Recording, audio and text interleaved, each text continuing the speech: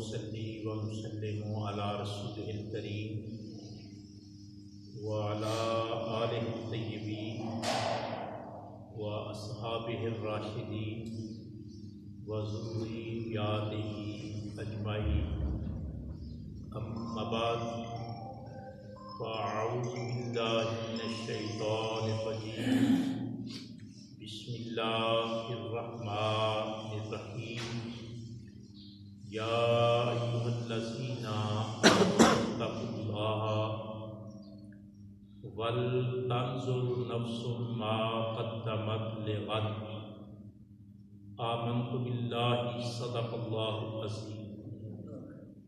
انتہائی عزت کے لائق حاضرین و ناظرین، حمد باری تعالیٰ کے بعد تمامی احباب انتہائی محبت کے ساتھ نبیوں کے تاجدار ختم نبوت، غم گسار امت، ہادی برحق، رحمت عالم، نور مجسم، شفیع معظم، صاحب خدا، مظہر جمال خدا، احمد مجتبیٰ جناب محمد مصطفیٰ صلی اللہ تعالی علیہ وآلہ وسلم کی انتہائی پاکیزہ بارگاہ میں اپنی اپنی طرف سے چند مرتبہ درود اور سلام کا نذرانہ پیش فرمائیں۔ الصلاۃ والسلام علیک یا رسول اللہ وعلی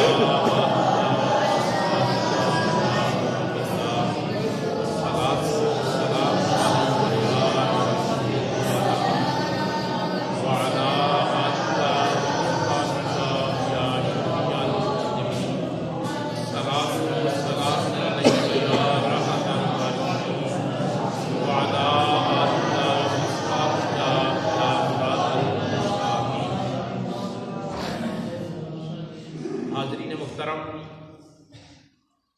جمعۃ المبارک کے ان لمحات کے اندر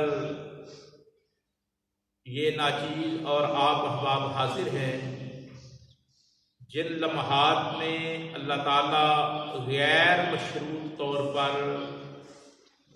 بندگی کرنے والوں کو بخشش عطا فرماتا ہے۔ دعا ہے اللہ تعالیٰ سرکار دو عالم صلی اللہ تعالی علیہ وآلہ وسلم کے وسیلہ جلیلہ سے ہم سب کو اپنی رحمت اور اپنی مغفرت عطا فرمائے، آمین ثم آمین۔ گزشتہ جمعۃ المبارک کے موقع پر آپ کی خدمت میں جو عنوان شروع کیا تھا، مقصد حیات، اس پر گفتگو ہوئی اور یہ عنوان جاری و ساری رکھنے کا اعلان کیا۔ اسی کے ضمن میں آج چند معروضات آپ کی خدمت میں گوش گزار کرنا مقصود ہے۔ دعا فرمائیں اللہ تعالیٰ میری زبان پر کلمات الحق جاری فرمائے، ہم سب کو اللہ تعالیٰ حق سن سنا کر اس پر عمل کرنے کی توفیق عطا فرمائے، آمین ثم آمین۔ جب ہم کلام اللہ شریف کی تلاوت کرتے ہیں، اللہ کے کلام کو پڑھتے ہیں، تو یہ بات انتہائی خوشی کا باعث ٹھہرتی ہے، بلکہ نوید جانفزا بنتی ہے، مژدہ دل نواز بنتی ہے کہ اللہ تعالیٰ نے سرکار دو عالم صلی اللہ تعالی علیہ وآلہ وسلم پر ایمان لانے والے خوش نصیبوں کو جس دل نواز صدا سے خطاب کیا ہے۔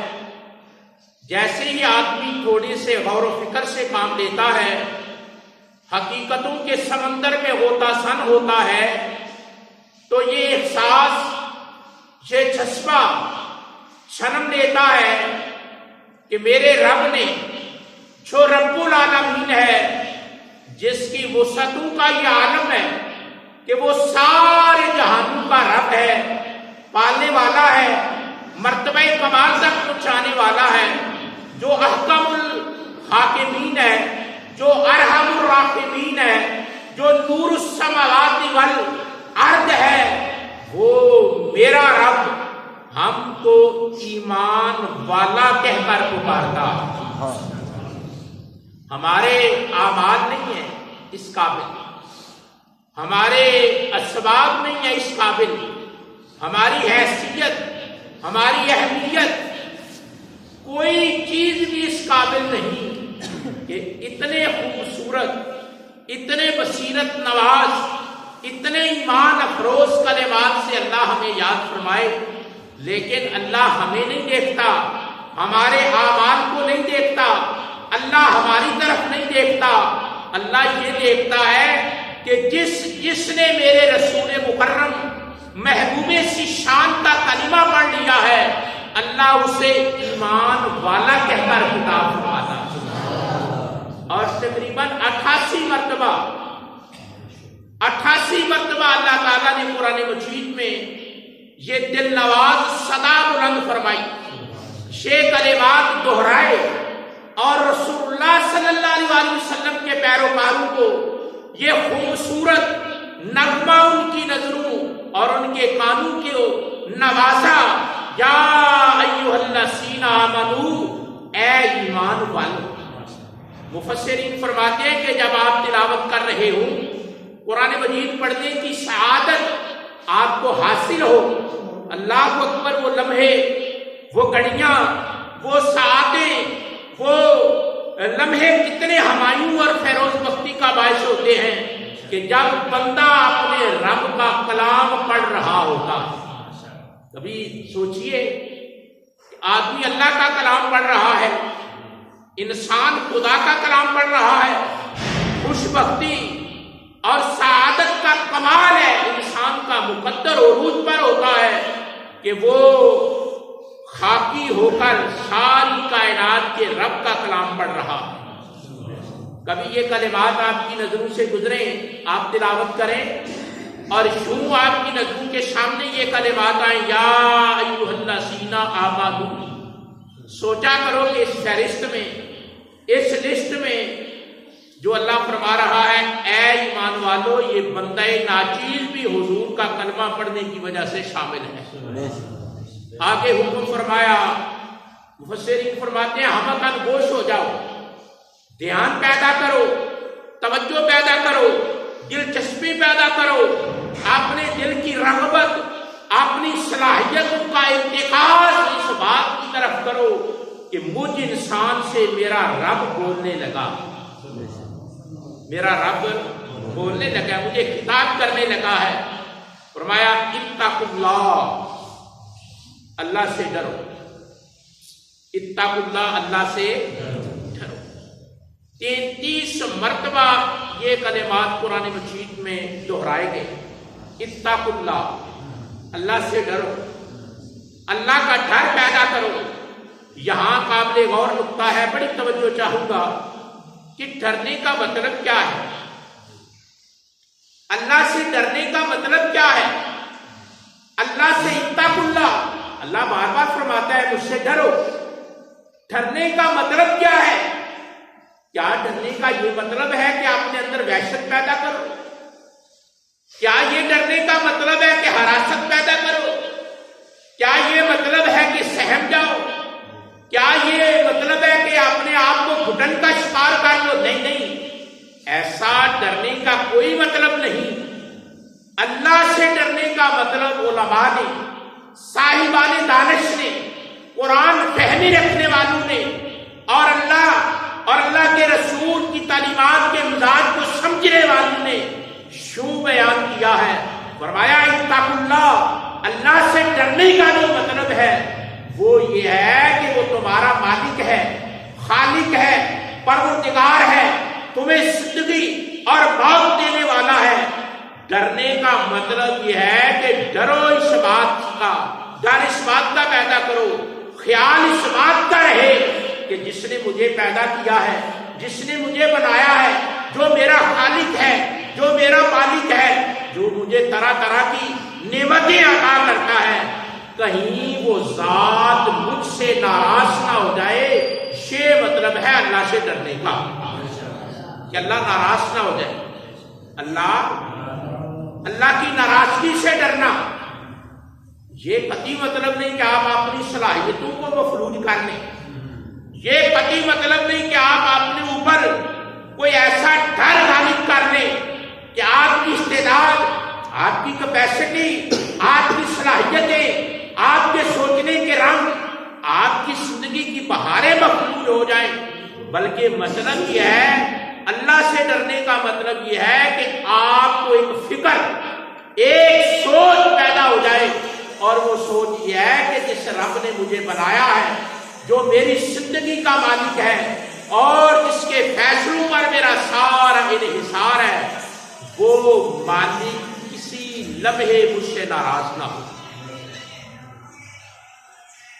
دوسری بات بیان فرمائی کہ اس سے محبت کا رشتہ قائم کیا جائے، اللہ سے محبت کا رشتہ قائم کیا جائے۔ دیکھیں، صرف اس سے مانگنے کا رشتہ نہیں کہ جب بھی جی چاہا اس سے مانگنا شروع کیا، وہ کہتا ہے مانگو میں عطا کرتا ہوں، لیکن رشتہ محبت قائم کرنا یہ مقصود خدا ہے۔ اللہ تعالیٰ کی یہ ڈیمانڈ ہے کہ میرا بندہ مجھ سے محبت کا رشتہ قائم کرے۔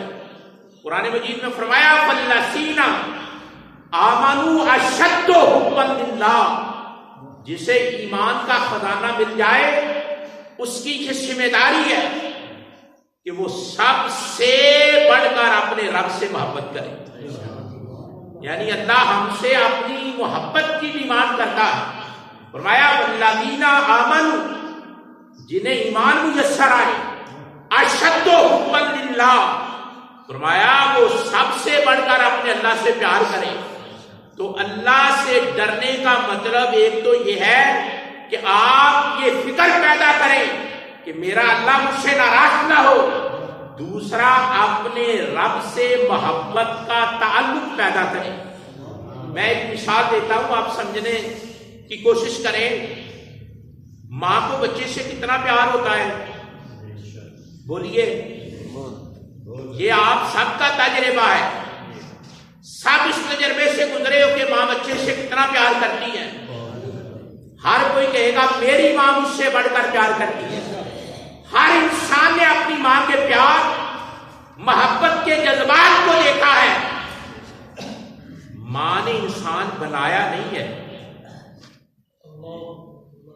انسان بنایا انسان اللہ نے ہے۔ جمے ہوئے خون سے، پھر گوشت کی شکل میں، پھر اعضاء کا عطا کرنا، پھر روح کا ڈالنا، پھر ایک پروسیس سے گزار کر انسان کو دنیا میں بھیجنا، یہ سارا میرا رب کرتا ہے۔ ایسا ہی ہے، اللہ کرتا ہے۔ انسان کو بناتا کون ہے؟ اللہ۔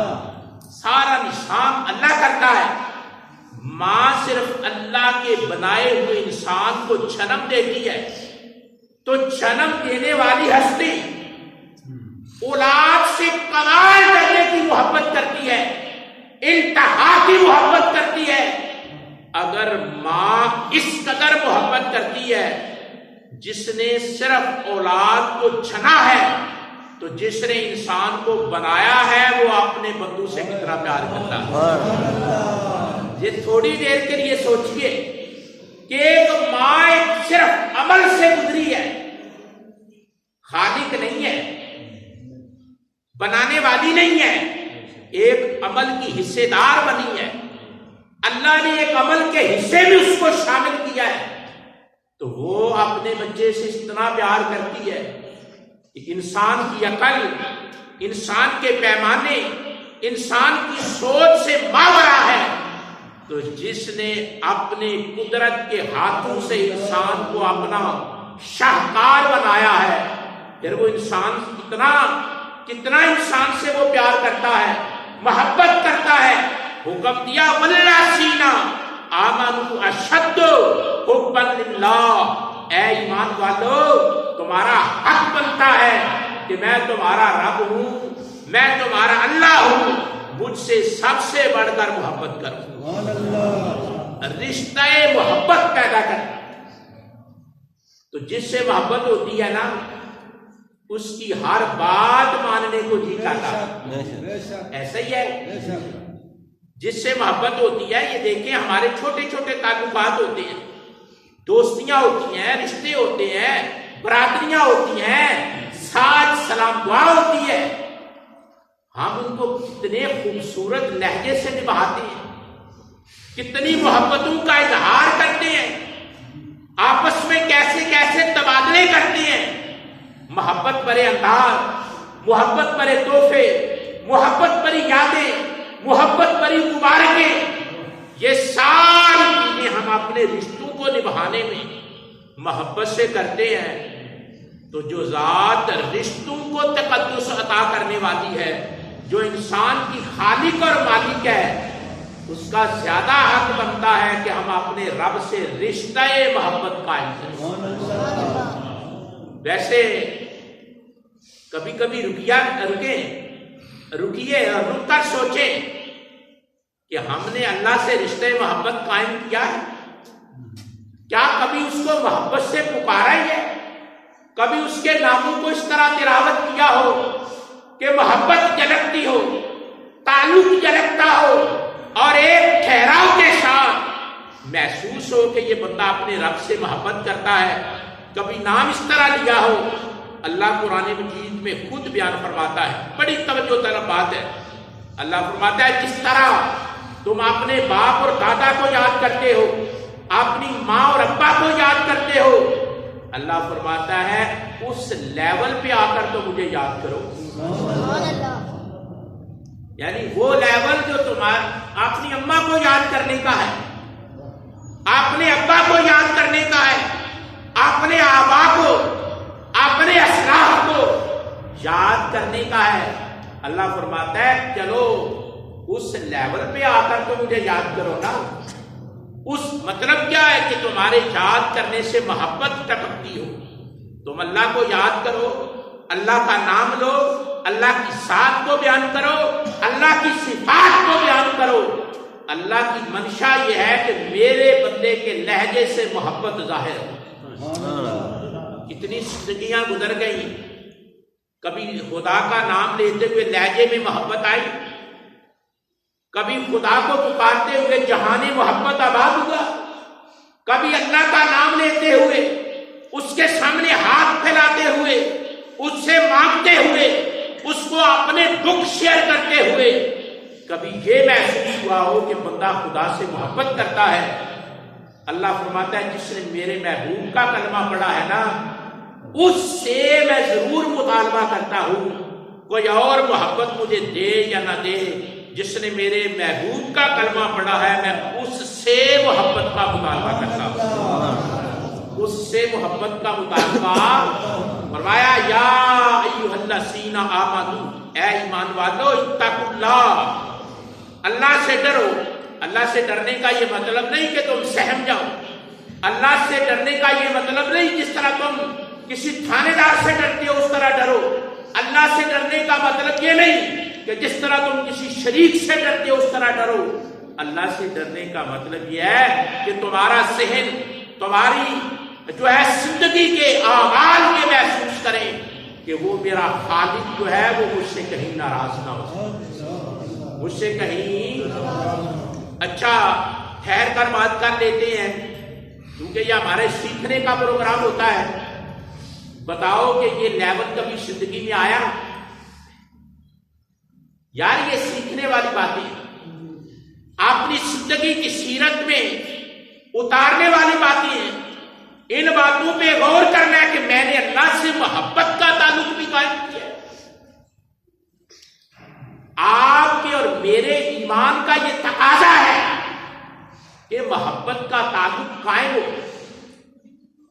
جب محبت کا تعلق قائم ہوتا ہے نا، محبت کا تعلق جب اللہ سے قائم ہوتا ہے، پھر بندے کو زندگی کے ہر موڑ پر انس محسوس ہوتا ہے، انس محسوس ہوتا ہے. پھر وہ اپنے آپ کو تنہا نہیں سمجھتا. اس لیے فرمایا ایمان والو اللہ سے ڈرو.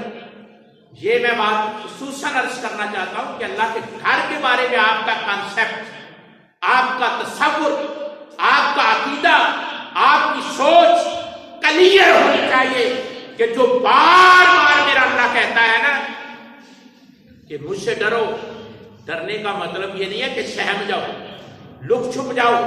ڈرنے کا مطلب یہ ہے کہ اس بات کی فکر کرو کہ میرا خالق مجھ سے ناراض نہ ہو، مجھ سے ناراض نہ ہو. صحابہ کرام رضوان اللہ تعالی علیہم اجمعین کا یہ عمل تھا، یہ طریقہ تھا کہ حضور کی بارگاہ میں آتے، بات سمجھ آ رہی؟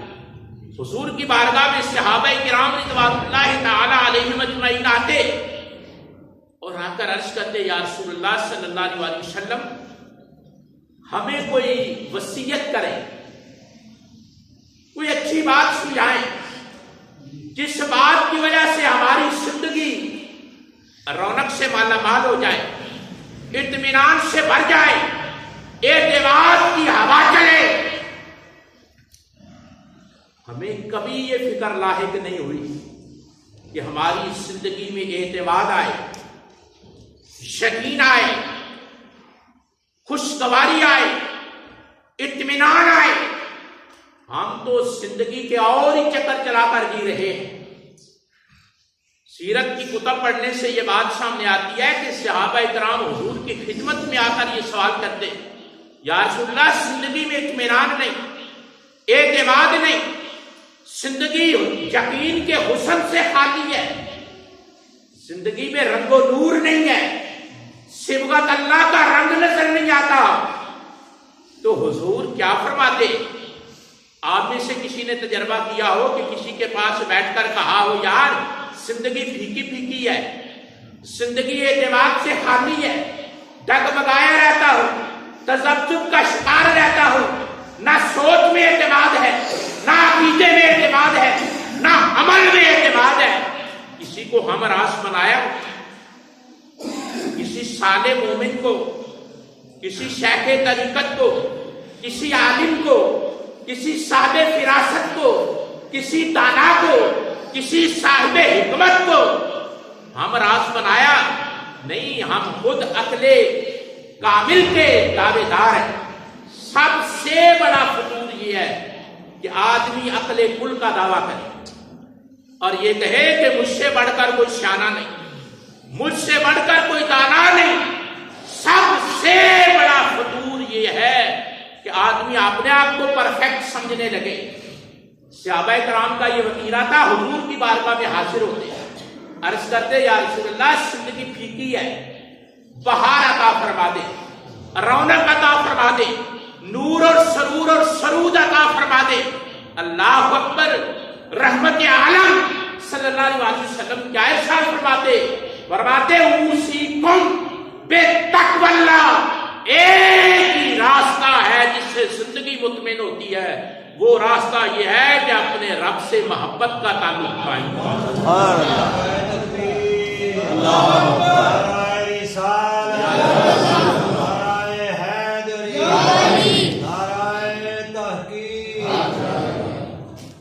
کون سا تعلق قائم کرو؟ کبھی خلوت میں بیٹھو نا یار، کبھی تنہائی میں بیٹھو نا، کبھی گوشہ نشینی اختیار کرو نا، عجب لذت میسر آئے گی. وہ تنہائی اپنے رب کے نام کرو. اپنی زندگی میں سے کوئی وقت نکالو، کوئی تھوڑا سا حصہ نکالو، تنہا بیٹھ کر اپنے رب سے گردن جھکا کر مخاطب ہوں اور تعلق محبت کا آغاز کریں. اگر آپ ایسا کریں گے نا تو ہو ہی نہیں سکتا کہ میرا اللہ آپ کو جواب عطا نہ فرمائے. لیکن ہم کرتے نہیں.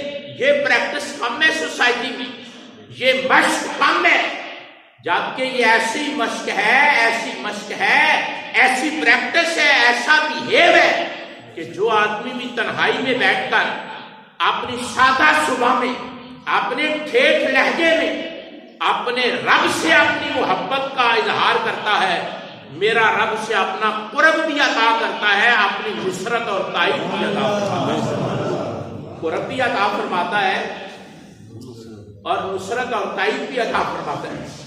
میرے والد گرامی ایک بات بتایا کرتے تھے, پھر وہ میں نے اپنے شیخ کریم کی زبان سے بھی وہ بات سنی کہ یہ جو محبتوں کے لہجے ہوتے ہیں انسان کی تقدیر بدل دیتے ہیں.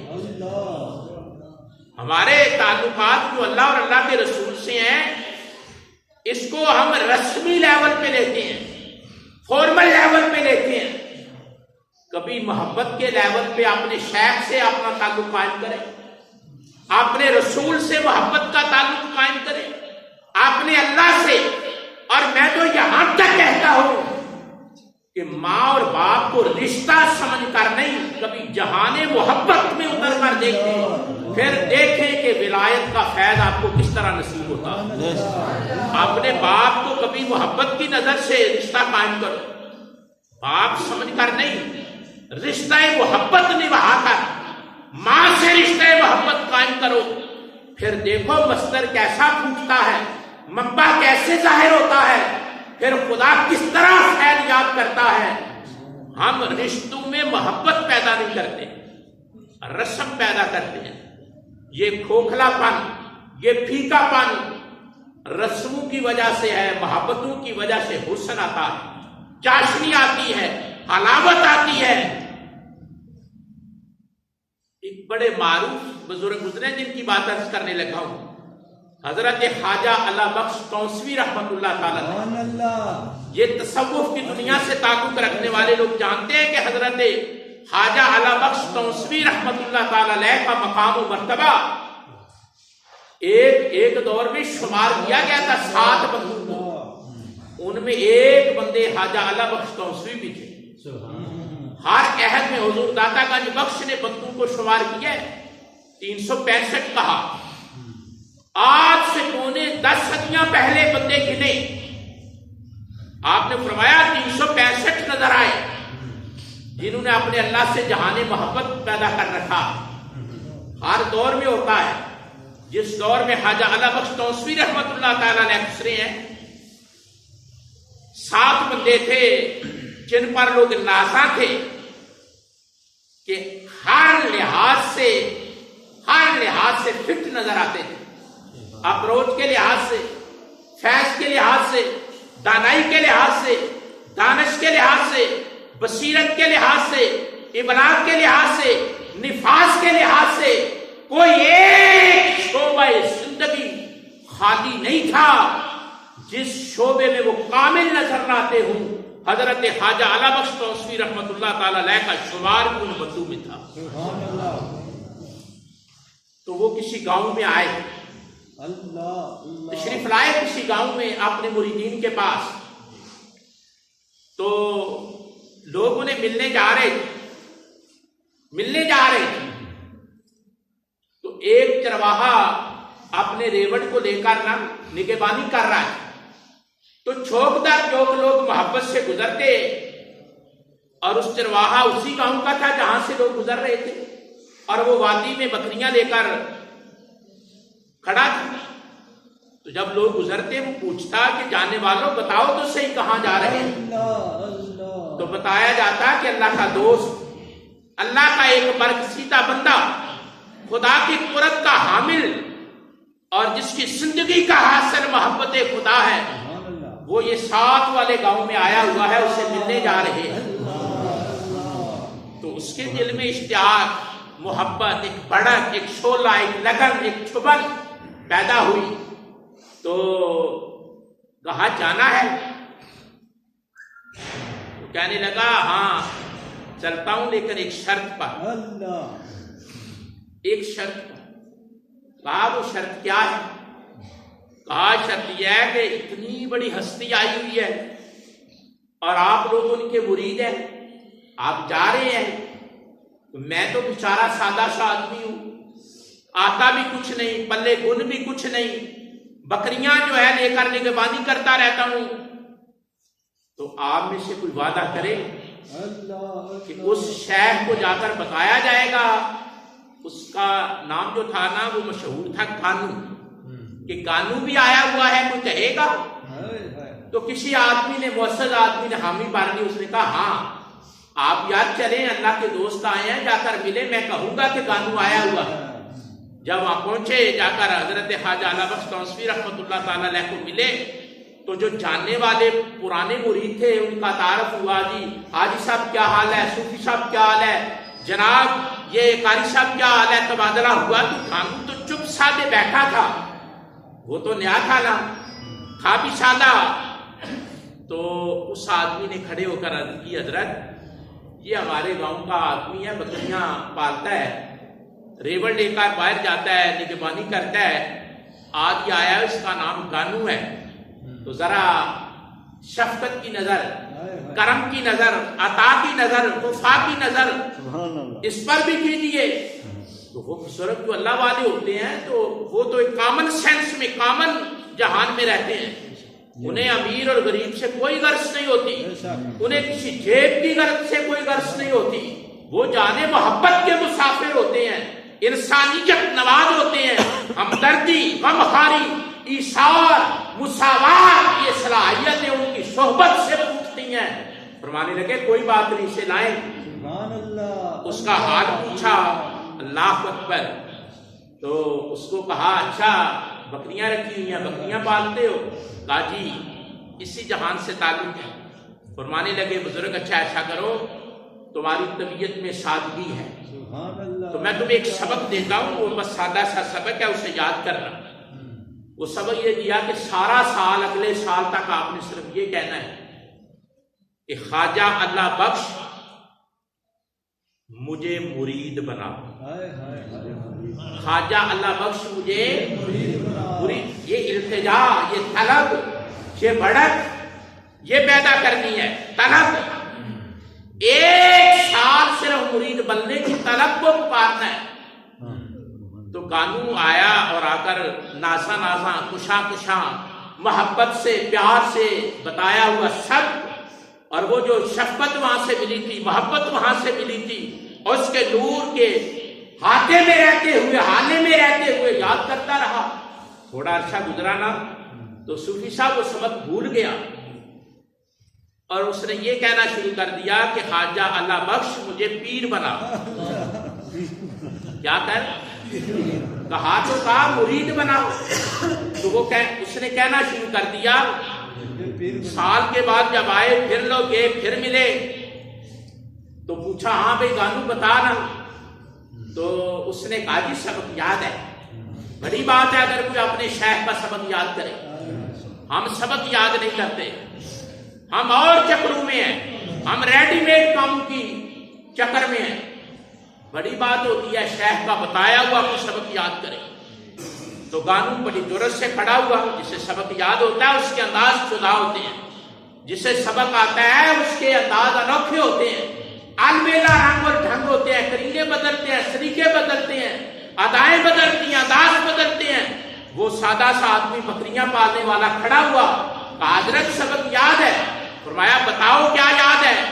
تو وہ بڑی بے ساختگی سے، کھلے پن سے، سادگی سے، جرأت رندانہ اور ایک جسارت کر کے کہا جناب خواجہ اللہ بخش مجھے پیر بنا۔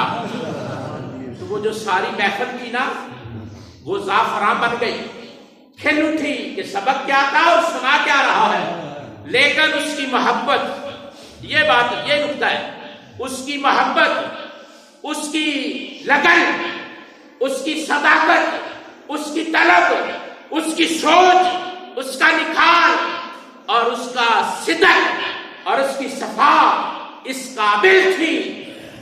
سارے ہنس رہے تھے اور خواجہ اللہ بخش تونسوی کی آنکھوں میں نمی اتر رہی تھی اور تلاطن تھا دریائے ولایت میں۔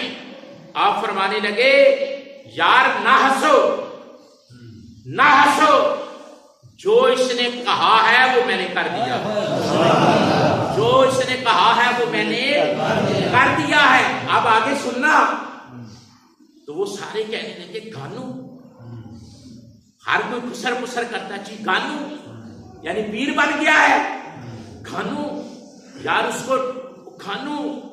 تو حضرت صاحب دیکھ رہے تھے، فرمانے لگے گانو نہ گانو، یعنی گانو نہ گانو، یعنی اب یہ گانو نہیں ہے، گانو نہ گانو، اب سب کچھ جانو، گانو نہ گانو، اب گانو نہ گانو، فرمایا اب یہ گانو نہیں رہا، اب وہ نہیں رہا، تم اس کے لہجے دیکھ رہے ہو، اس کے الفاظ دیکھ رہے ہو، میں اس کے دل میں پائے جانے والی محبت کا تلاطم اور تموج دیکھ رہا ہوں۔ فرمایا ہم نے اس کے صدق کو، محبت کو، علاوت کو قبول کر لیا ہے، گانو نہ گانو، اب سب کچھ جانو، اب سب کچھ جانو۔ سٹیج آتی ہے، لیکن شرط کیا ہے کہ بندہ رشتوں میں شیخ ہو، رسول اللہ ہو، اللہ ہو۔ یار سمجھنے کی کوشش کرو میں کیا عرض کر رہا ہوں۔ آپ کا اپنا شیخ ہے، آپ کا اپنا رسول مکرم ہے، اور آپ کا رب ہے۔ اگر آپ صدق سے محبت کا رشتہ قائم کر دیں گے تو اسے ہی تقویٰ کہتے ہیں، اور تقویٰ ہی مقصود حیات انسان۔ سمجھ رہے ہو؟ زندگی محبت میں بسر کرو، محبت میں طاقت ہے، محبت میں انقلاب ہے۔ وہ محبت اپنے ماں باپ سے بھی، امی ابا سمجھتے ہو نا، محبت بھی پیدا کرو، محبت پیدا کرو گے پھر رنگ بدل جائیں۔ جن لوگوں نے اپنے ماں باپ سے محبت کیا انہوں نے ساری زندگی ابا کہہ کر نہیں پکارا، ان کے الفاظ پڑھے رونگٹے کھڑے ہو جاتے ہیں۔ وہ مربی کہہ کر، محسن کہہ کر، مشفق کہہ کر، چارہ ساز کہہ کر، رہبر کہہ کر، مرشد اولی کہہ کر۔ میں نے کتب میں پڑھا ہے لوگوں نے ماں باپ کو مرشد اولی لکھا، پہلے مرشد، پہلے رہبر، پہلے رہنما، آغوش میں پلے ابھی رشتہ محبت۔ تو حاصل کلام یہ ہے، حاصل کلام یہ ہے کہ ایمان والوں سے اللہ ڈیمانڈ کرتا ہے کہ تمہاری زندگی میں محبت کی لہر آئے، اور وہ محبت ماں باپ سے، وہ محبت مرشد سے، وہ محبت اپنے رسول پاک سے، اور وہ محبت اپنے رب سے۔ اگر آپ اپنی زندگی میں اس محبت کے انداز کو لاتے ہیں تو ہر سادہ سے سادہ آدمی کی زندگی خوبصورت ہو سکتی ہے۔ اچھا، تقریر تو ختم ہوا چاہتی ہے، تقریر ختم ہوا چاہتی ہے، لیکن یہ عرض کروں گا کہ یہ دعوت کے طور پہ، فکر کے طور پہ بہت ہمارے رویے کمزور ہیں۔ بار بار زور دیتا ہوں، ہر بورڈ پہ زور دیتا ہوں، بہت سے پاتا ہوں آپ سے، اور یہ عرض کرتا ہوں کہ جب تک انسان اپنا سٹائل نہیں تبدیل کرتا، اپنا رویہ تبدیل نہیں کرتا، اپنا ایٹیٹیوڈ تبدیل نہیں کرتا، کبھی بھی اسے خدا کامیابی عطا نہیں کرتا۔ کبھی بھی اللہ اسے کامیابی تب عطا ہوتی ہے اپنا انداز بدلو۔ اللہ سے ہر وقت مانگنے کا انداز جو اپنائے رکھتے ہو نا، وہ تو اس نے دینا ہی دینا ہے۔ رزق دینے کا اس کا وعدہ ہے، زندگی اس نے دے دی ہے، موت بھی اس نے دینی ہے، مسبب الاسباب بھی وہ ہے، قارسات بھی وہ ہے، چارہ ساز بھی وہ ہے۔ اس سے محبت کا رشتہ قائم کرو۔ صوفیاء فرماتے ہیں اتقوا اللہ کا مطلب یہ ہے المحبت للہ، اللہ کے لیے پیار۔ جب پیار آ جاتا ہے نا پھر نافرمانی نہیں رہتی، جب پیار آ جاتا ہے پھر سرکشی نہیں رہتی، جب پیار آ جاتا ہے نا پھر بغاوت نہیں رہتی، جب پیار آ جاتا ہے پھر کبر نہیں رہتا، جب پیار آ جاتا ہے پھر برائیاں نہیں رہتی۔ پیار اور محبت ایک ایسی دولت ہے جس سے انسان مطیع ہوتا ہے، فرما بردار ہوتا ہے۔ فرمایا یا ایھا الذین الذین آمنوا اتقوا اللہ، اے ایمان والو اللہ کے بارے میں محبت پیدا کی۔ تو روش بدلو گے؟ تھوڑا سا جو میں نے کوشش کی ہے نا وہ یہ ہے کہ آپ اللہ سے محبت کا بھی رشتہ، یہ دیکھو دوست دوست سے محبت کرتا ہے، کتنے کتنے جتن کرتا ہے، ایسا ہے کیا کیا نہیں کرتا، دوست بھائی بھائی سے محبت کرتا ہے، کیا کیا نہیں کرتا۔ ایک بندہ بھی اللہ سے محبت کرے تو پھر کیا کیا نہیں کرے، پھر ٹھنڈا پانی نہیں لگے گا، پھر مسجد میں جانا مشکل نہیں لگے گا، پھر اذان سن کر لبیک کہنا مشکل نہیں لگے گا۔ محبت پیدا کرے، سوچو کہ وہ میرا محسن ہے، میرا خالق ہے، میرا مالک ہے، وما توفیقی الا باللہ، یار زندہ صحبت باقی یہ دو سنتیں